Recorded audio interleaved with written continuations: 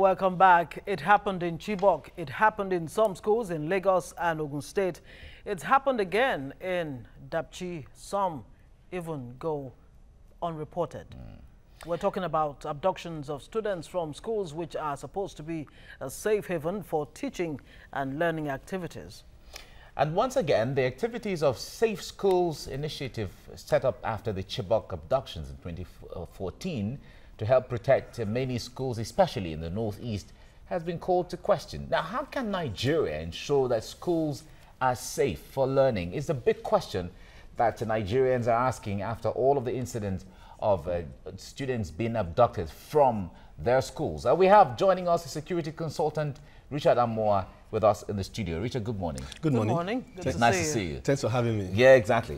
Now, I know you've been following developments in Dapchi the past few days, and every Nigerian is embarrassed, especially when the president has said that this is a national disaster. In fact, so many other Nigerians say, no, it's not even a disaster, it's a disgrace, as the case may be. But from what you have seen generally and what you've been hearing, the police and the military, the governor going back and forth and so on, from the get-go, from the start, it seemed like the security agencies are not even on the same page of ensuring safety of life and property. Yeah, like we said earlier, I think it's a national embarrassment, number one. And I did remember sitting here someday before Buhari came to power, that because he was a retired general, that the issue of Boko Haram and other things is going to be eliminated and at least pushed to a minimum. Unfortunately, like we always say, Mr. President will not sit on that seat and do everything. And I've been here again, I think my interview, and I did say that Mr. President to start considering firing all his chiefs, all the security chiefs. And I'm still saying it. They're embarrassing Mr. President. The truth of the matter is that all the service chiefs, all the security chiefs need to bow out, you know, whatever, either honorably or whatever. But yeah, but Mr. President decided to retain them. That's the problem. And like you said, he's a retired general, and he knows. He knows. And he retained them. So okay, look at the issue of military and the police. Yeah, the military are overwhelmed. Insurgency is not for the military, it's for the police. Unfortunately, go to every 36 states of the Federation today, you see the military there, either dancing crocodile or dancing python or dancing whatever. It's not their job. Those untrained people who observe from the outside actually believe that the military would be in a better position to tackle the military this is just helping out because we have inadequate policing and we have untrained police and we have police who is not equipped. And so is it the same police that will provide this? No, that's the point we're making here. A town in Dapchi, which military have occupied, working, and they needed their service somewhere else, and they moved because there are operation issues they need to deal with. Police is now saying they did not formally, listen to me, they did not formally hand over. How would they formally hand over power to you? You see, the point here is that intermilitary agency, we'll be talking about this. There's no information, there's no synergy. And it's very wrong. When I say very, very wrong, police, okay, let's assume that police, I mean, the army did not tell the police that they are leaving. Police is supposed to be on ground, whether you like it or not. You see, we're talking about 110 children with trucks, loads of children. No, let's be sincere with ourselves. Are you telling me that there's no police or there's no anybody around to say what is going on? The same system they used 4 years ago in Chibok Girls is the same thing. And that we keep saying, we are are we being proactive here? Can you make the same silly, heavy mistake the same time? Is it safe then to say that, look, what we're battling is a systemic problem? It's a systemic problem. A problem of strategy. Yes. And at the same time, a problem of the fact that the security agencies are not working together. And this thing has been on. As I'm talking to you today, let me finish this point, because the authorities are listening. The Nigeria Civil Defense and the police, they don't say eye to eye. It's a fact everywhere. I'm saying it on national television. It's wrong. Civil defense, most of them, just majority of them, minority of them carry arms. And when they see situations, they need to be able to report to the police. And if police feel that they cannot do it, they can't take it to the military. If Navy sees something that they feel that is a civil issue, they need to take it to the police. But these things are not working. People want to claim superiority, want to claim that I'm the one that did it. No, when there was 9/11, there is home security. Home security comprises of every security agencies in America. They work together, the immigration, the custom, the FBI, all of them together. And we'll be advocating for this. So this battle for supremacy may just be what is allowing, it's the loophole that the terrorists and all other criminal elements are taking advantage of. Yes, that's one. And again, apart from the physical security, having the military, having the police, the safe school initiatives, what happened? How come we are talking about Southeast today, Northeast, most of the schools are still not fenced? How come we still don't have CCTV? If we know we cannot have all these things, why can't you have a day students instead of having boarding students, putting these children at risk? Dapchi has been peaceful. And don't forget, when Shekau came a few weeks ago, that most of his big men have been captured, and most of them are this and that, and that is the military put a ransom on his head. I knew that this guy is trying to do a decoy. Most of the Boko Haram now stay in the city, stay in the town with these people. So what is government doing again to encourage people to say something when they say something that is unusual? According to the report we heard, they said these people actually came and they were asking for schools. Who directed them? Is there no suspicious? Is there nobody feel that something is going wrong here? Is amiss. So I think time has come for federal government, I'm saying it here, to see that security is inclusion, is inclusive, everybody, not just only because you carry arm. Let's look at the local hunters. Let's look at the vigilantes. Let's look at the private security people. Let's look at the people there.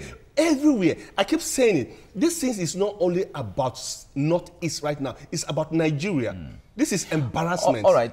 Talking about, this is not the first time we remember Chibok girls. It has not left yet. We remember the boys' school in Buniyadi some time ago.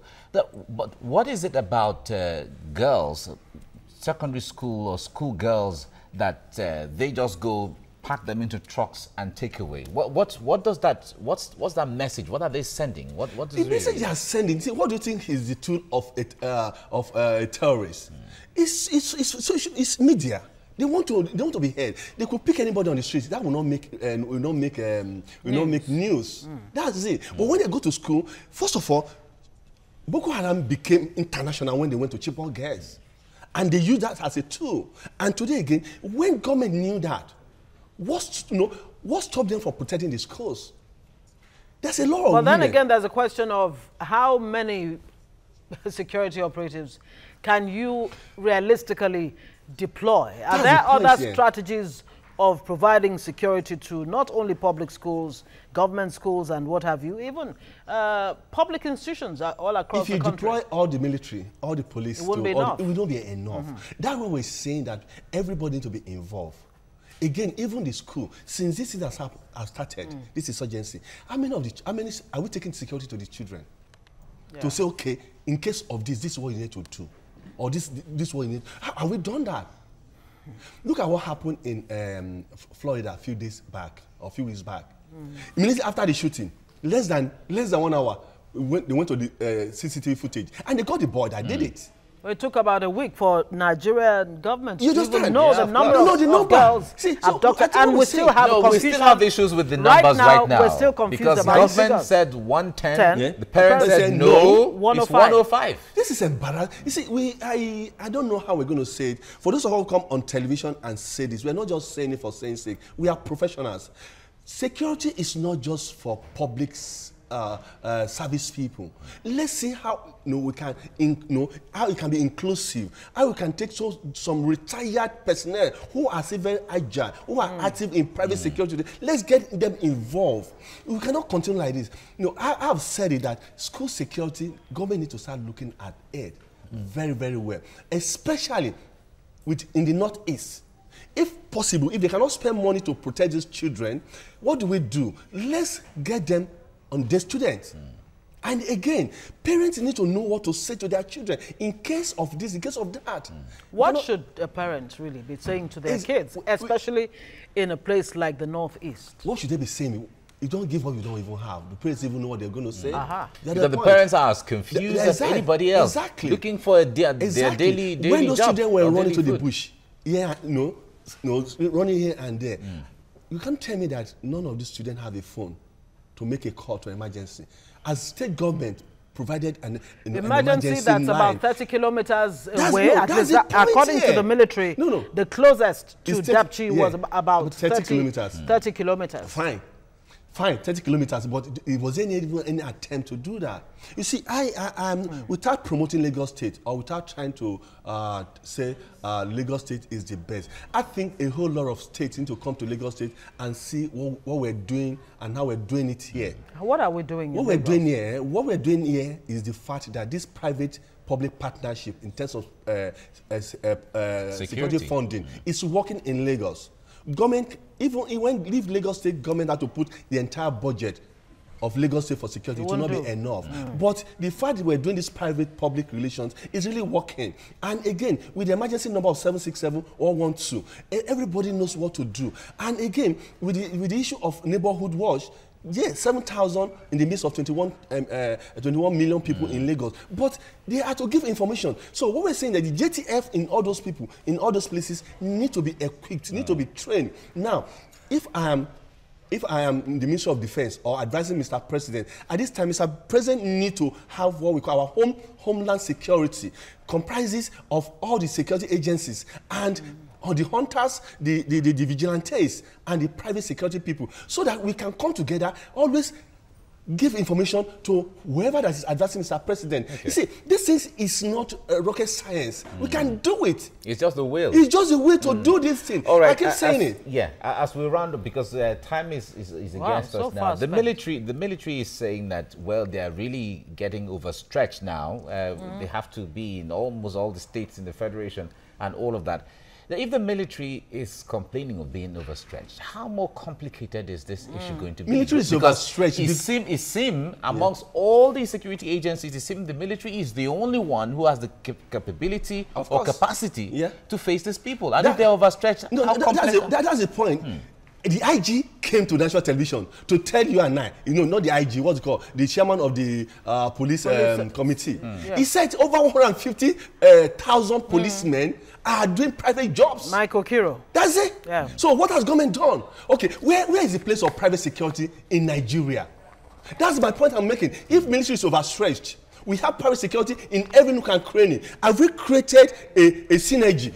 A control room, to bring them on board. To say, okay, if you see anything in your locality, in your beat, please make this call to so place. Have we?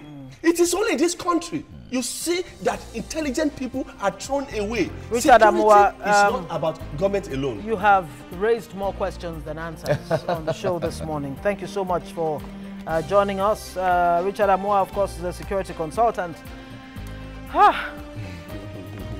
Still a lot more to talk about. Yeah, exactly. We really cannot, we haven't reached the end of this particular issue. Okay, a quick reminder we must thank you, Richard, for coming on the program. Thank you so much. I did that already. Thank you.